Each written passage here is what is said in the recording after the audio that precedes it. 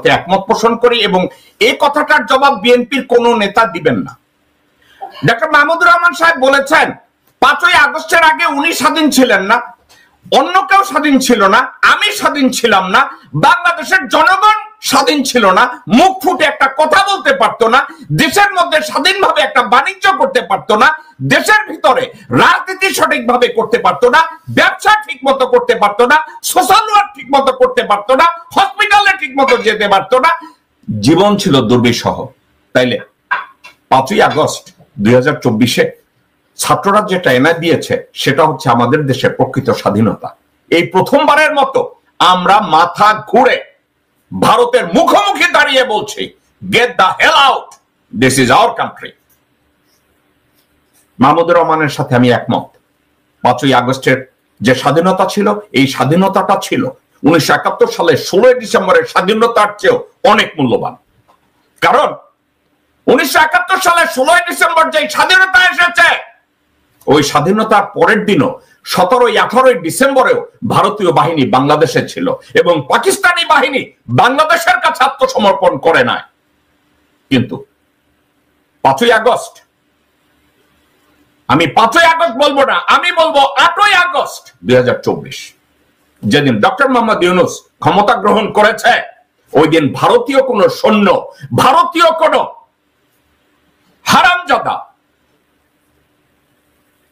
বাংলাদেশে দাঁড়িয়ে বলে নাই যে এটা ভারতীয় এন্টিটি, আমরা স্বাধীন হয়েছি সত্যিকার অর্থে। মাহমুদুর রহমানের কথার সাথে সুর মিলিয়ে আরেকটা কথা আমি বলতে চাই, ছাত্ররা পারে নাই একটা জায়গায়। আমি মাহমুদুর রহমানের সাথে সুর মিলিয়ে আমি কথাটাকে ডিফারেন্ট ওয়েতে যদি আমি ইন্টারপ্রেট করি যে ছাত্ররা পারে নাই, ছাত্ররা 2টা জিনিস পারে নাই এখন পর্যন্ত, সরি 2টা না 3টা জিনিস পারে নাই, কিন্তু মূল একটা জিনিস পেরেছে। মাহমুদুর রহমান সাহেবের দৃষ্টি আকর্ষণ করে বলছি, ছাত্ররা একটা জিনিস পেরেছে, বাকিগুলো আমার আপনার সবার দায়িত্ব। কি জিনিস পেরেছে? ভারত ওয়াকারের মাধ্যমে, চুপ্পুর মাধ্যমে চেয়েছিল আসিফ নজরুলকে সরকার প্রধান করতে। ছাত্ররা এই বিপ্লবের পরে রাজনৈতিক প্রস্টিটিউটদের, ভারতীয় প্রস্টিটিউটদের সরিয়ে তারা বাংলাদেশে ডক্টর মোহাম্মদ ইউনূসের মতো একজন মহামানবকে তত্ত্বাবধায়ক সরকারের প্রধান বানিয়েছে, অন্তর্বর্তীকালীন সরকারের প্রধান বানিয়েছে। মূল কাজটা তারা করেছে। এখন আপনি যেগুলোর ব্যর্থতার কথা বলেছেন, আমি আপনার সাথে একমত মাহমুদুর রহমান সাহেব। ওই একই দিনে যদি 3 বাহিনীর প্রধানকে পদচ্যুত করা হতো, চুপ্পুকে যদি বঙ্গভবন থেকে সরানো হতো, সংবিধানকে যদি ডিসপোজ করা হতো, তাইলে আজকের আমরা যে স্ট্রাগলটা করছি, এই স্ট্রাগলটা আমাদের মধ্যে আর থাকতো না। এখন সমস্যা হচ্ছে বাংলাদেশের রাজনৈতিক দলের ভিতরে এতদিন আমি মনে করতাম শুধু আওয়ামী লীগই ভারতীয় রাজনৈতিক দল, কিন্তু আমি তো আর জানতাম না যে বিএনপি বিজেপি হয়ে গেছে। আমি তো এটা জানতাম না। কেন জানতাম না? আপনারা দর্শকবৃন্দ, আপনারা প্রায় শুনতেন হাসিনা বলতো ধর্ম যার যার, উৎসব সবার। তো আমরা কি মনে করছি হাসিনা চলে গেছে, এই ডায়লগ আমাদেরকে আর শুনতে হবে না, আমরা তাই মনে করছি না যে হাসিনা চলে গেছে, এটলিস্ট এই জাহান্নামী কথাবার্তা আমাদেরকে আর শুনতে হবে না। কিন্তু না, শুনুন হাসিনার কথা অন্য একজনের মুখ থেকে কেমনে বের হয়। ধর্ম যার যার, উৎসব সবার। আমি আমার শৈশবে আমি এই পূজা মণ্ডপের নাটকও করেছি। আমি আমার শৈশবে আমার বন্ধু বান্ধবদের সঙ্গে নিয়ে আমি বিজয়ের আনন্দ উপভোগ করেছি। এটা আমার শৈশব, কৈশোর, আমার যে চেতনা, সেই চেতনার মধ্যে আমি এটাকে লালন করি। ঠিক একইভাবে আমার দলও সে একই কথা বিশ্বাস করে। শুনেছেন? আপনারা শুধু কিশোরগঞ্জের ফজারে গালি দিবেন, এই ঠাকুরগাঁয়ের এই এই এই এই এই ওটারে কি বল, এই যোগী, এই যোগীরে কি বলবেন? এটা তো একটা যোগী, ভারতীয় যোগী, ভারতীয় যোগী, ভারতীয় দালাল। সন্তোষ শর্মার চেয়েও ডেঞ্জারাস। সন্তোষ শর্মা কোন জায়গায় গেলে আমরা তো বুঝি এই শালা শর্মা বালবালা সম্পাদক, কিন্তু এই যোগী কোথাও যায় গিয়ে বলে আমি জিয়াউর রহমানের দলের মহাসচিব, এবং সে বলে এই কথা। তাইলে আমি একটা কথা বলি, ভারতীয়দের ভাষায় মোদির স্লোগান হলো জনপ্রিয়তার জন্য ভারতে হিন্দু খতরে মে হ্যায়। মোদির স্লোগান ইন্ডিয়ায় হিন্দু খতরে মে হ্যায়। আর এই গাবুরের কথা শুনে আমার মনে হয় বিএনপি খতরে মে হ্যায়, বেগম জিয়া খতরে মে হ্যায়, তারেক জিয়া খতরে মে হ্যায়। যখন এই যোগী মির্জা ফাকু সে বলে ধর্ম যার যার উৎসব সবার, সে নাকি অভিনয় করেছে পূজা মণ্ডপে গিয়ে। গত 17 বছরে তো মির্জা ফখরুল এই অভিনয়টা চালিয়ে আসছে, শুধু তারেক রহমানের চোখে পড়ে না, কারণ তার কপালে বোধহয় তিলক লাগায় দিছে, দিয়ে আবার মুইচা দিছে, কারণ ওইটা যাতে কেউ দেখতে না পারে। বুঝেছেন? এখন এই লোক যদি এই কথা বলে, তাইলে শফিক রহমান, ডক্টর শফিক রহমান জামাত ইসলামের, তার কথাবার্তা যদি কিছুটা ইমব্যালেন্স হয়, কারণ কি উনিও তো একসময় জাসদ করেছেন।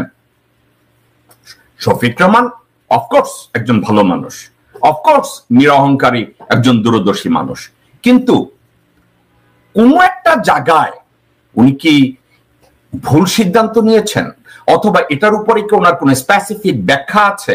মাহমুদুর রহমান সাহেব যেভাবে খোলামেলা জানতে চেয়েছে, আজকের যদি তাকে আপনারা এভাবে মিটিং এ ডাকেন এবং পরবর্তী সময় গভর্নমেন্ট ফর্ম করে যদি এই সন্তোষ শর্মার এই ধর্মমন্ত্রী বানায় দেন, তাহলে পরিস্থিতিটা কোন দিকে যাবে? আপনারা কি তাইলে ধর্মটাকে মিসইন্টারপ্রেট করছেন না? ওটাকে কি বলে, বিভিন্ন ধর্মের যেটাকে ইন্টারফেইথ কোঅপারেশন, ইন্টারফেইথ রিলেশনশিপ, এটাকে আপনারা মিসইন্টারপ্রেট করছেন না? যার ব্যাংক অ্যাকাউন্টে 200 কোটি টাকার উপরে পাইছে এই ধরনের একটা লোককে, যাকে দুদক ইনভেস্টিগেট করছে, যার উপরে তকমা লাগানো আছে রয়, তাকে আপনারা কেন ডাকেন? এবং আরো একটা জিনিস আমার মাথায় ঢুকলো না, শিবিরের সভাপতি বলল যে সে জানতো না এই লোক আসে, কিন্তু আপনারা একটা ভিডিও দেখেন, এই ভিডিওটায় শিবিরের সভাপতিকে দেখা গেল সন্তোষ শর্মার পা ছুঁয়ে সালাম করতে গেছে। দেখুন দর্শকবৃন্দ, ভারত মাতা কি।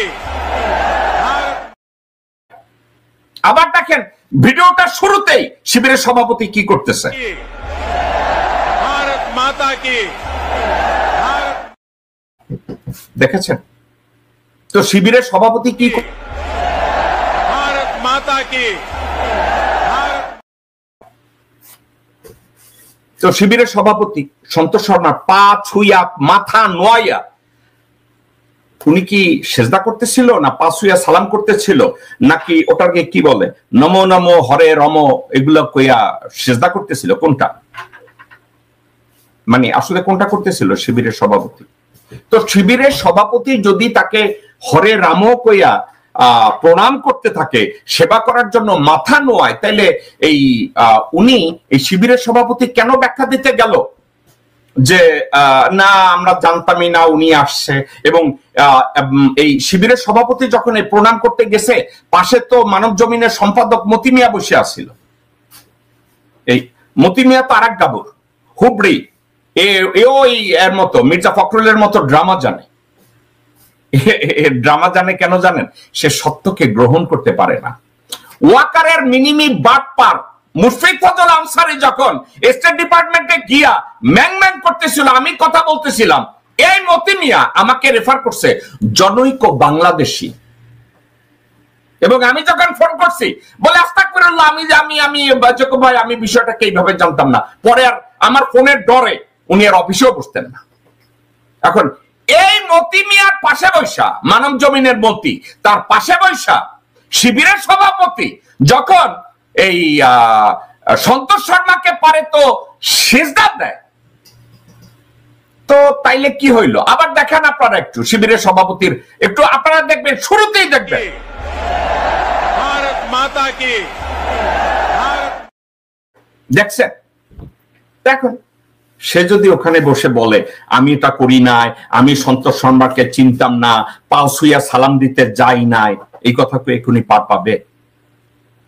একটা কথা আমি আপনাদেরকে বলি, ছোট সময় আমার প্রিয় শিক্ষক কানাইলাল সে, আমি কিন্তু ছোট সময় সচেতন কতটা ছিলাম তা আমি জানি না। আমি যখন প্রাইমারি স্কুলে পড়ি, আমি কিন্তু কানাইলাল শিলকে আমার যতদূর মনে পড়ে আমি বোধহয় 5 ছুঁইয়া সালাম করছি 2-4 বার। আমি যদি বলি হ্যাঁ আমার মনে পড়ে, আমি অস্বীকার করব না, কিন্তু ওটা প্রণাম ছিল না। আমি স্কুলে ভালো করছি, তখন কানাই স্যার সামনে আসছে, আব্বা আম্মার সামনে আসছে, তাকে সালাম দিতে বলছে, আমি দিছি। আমার 7-8 বছর বয়সে অফকোর্স আমি দিছি, আমার মনে পড়ে। কিন্তু এটা নিয়ে আমাদের মুসলমান ধর্মের কালচারের কিছুটা মিসইন্টারপ্রিটেশন আছে যে আমরা এভাবে সালাম দেব অথবা দেব না। এখন কথাটা হচ্ছে যে শিবিরের সভাপতি যেভাবে সন্তোষ শর্মার সামনে মাথাটা নোয়াইয়া প্রণাম করতেছিল, বিষয়টা কোন দিকে গেল তাই না? বিষয়টা এভাবে গেল যে ওনারা ওনাদের পজিশনটাকে ঠিকমতো ব্যাখ্যা করতে পারছে না। এখন এটা নিয়ে ডক্টর মাহমুদুর রহমান সাহেব উনি মন্তব্য করেছেন। এটা নিয়ে অনলাইন অ্যাক্টিভিস্ট খুব জোরালো ভাবে কিছু কথা বলেছে, যে উনি যখন কথা প্রতিবাদ করেছে শক্ত ভাষায় তাকে সমালোচনা করেছে। যারাই বলেছে অনলাইন অ্যাক্টিভিস্টদের যে সমালোচনা করেছে, খুব নোংরা ভাষা ব্যবহার করেছে। আমি এটাকে বলেছি যে নোংরা ভাষা বলতে কোনো কথা নাই, প্রতিবাদের ভাষা যে কোনো ভাষা হবে। কারণ আমরা আর সীতানাথ বসাকের আদর্শ লিপির ওই ভাষায় বসে নাই, যেখানে বসছে ওই ছোট সময় কুকুরের কাজ কুকুরে করেছে, এইসব আজাইরা ডায়লগ দেওয়ার সময় নাই। এখন আমরা আর ওই পৃথিবীটা বাস করি না। প্রতিবাদের ভাষা যখন শুরু হবে তখন একটা কথা আপনি মনে রেখেন, যারা ভদ্রতা খুঁজেন না তাদের কোমর পেঁচাইয়া সেটাইয়া যদি একটা বাড়ি দেয়, ঘুরে বলবে আরে কুত্তার বাচ্চা, লাফাই উঠে গালি দিবে। এইসব ভদ্রতার কথা আমারে শিখায়েন না। তো এই অনলাইন অ্যাক্টিভিস্টদের ভিতরে কেউ যদি ডক্টর শফিকুর রহমান এবং জামাত সম্পর্কে কথা বলে, আমি জামাতের প্রত্যেকটা লোককে ধৈর্য ধারণ করতে বলবো। রেদার আমি ডক্টর শফিকুর রহমানকে বলবো এবং নায়েবে আমির তাহের সাহেবকে বলবো, ওনারা যেন যে অভিযোগটা এসেছে সন্তোষ শর্মাকে নিয়ে হুবহু এই কথাটা একটা ব্যাখ্যা দাঁড় করাতে। যদি ব্যাখ্যা দাঁড় করাতে না পারেন, আপনাদের ব্যর্থতা এটা। আপনাদের সেন্ট্রাল কোনো মুখপত্র নাই, আপনাদের কোনো মাউথপিস নাই। আপনাদের এত বড় একটা দল, আপনারা হসপিটাল করেন, আপনারা স্কুল করেন, আপনারা জনসেবা করেন, আপনারা জব ক্রিয়েট করেন, একটা মুখপত্র রাখতে পারেন না যে মুখপত্র জামাতের দলীয় মতামতটাকে সব সময় প্রকাশ করবে? আপনাদের ভিতরে এই যোগ্যতা, এই মননশীলতা, আপনাদের এই দূরদৃষ্টি আপনাদের ভিতরে তৈরি হয়। এখন আমাকে আপনারা গালি দিতে পারেন, জেকব মিল্টন জামাত ইসলামের গালি দিছে না, নো। আমি বলবো কি জানেন, জামাত হাজারো ভালো কাজ করেছে বাংলাদেশের জনগণের পক্ষে। বাংলাদেশ জামাতে ইসলামী জনগণের স্বার্থে স্কুল করেছে, মাদ্রাসা করেছে, ব্যাংক করেছে, আরো দাতব্য চিকিৎসালয় করেছে, করে না এমন কিছু নাই।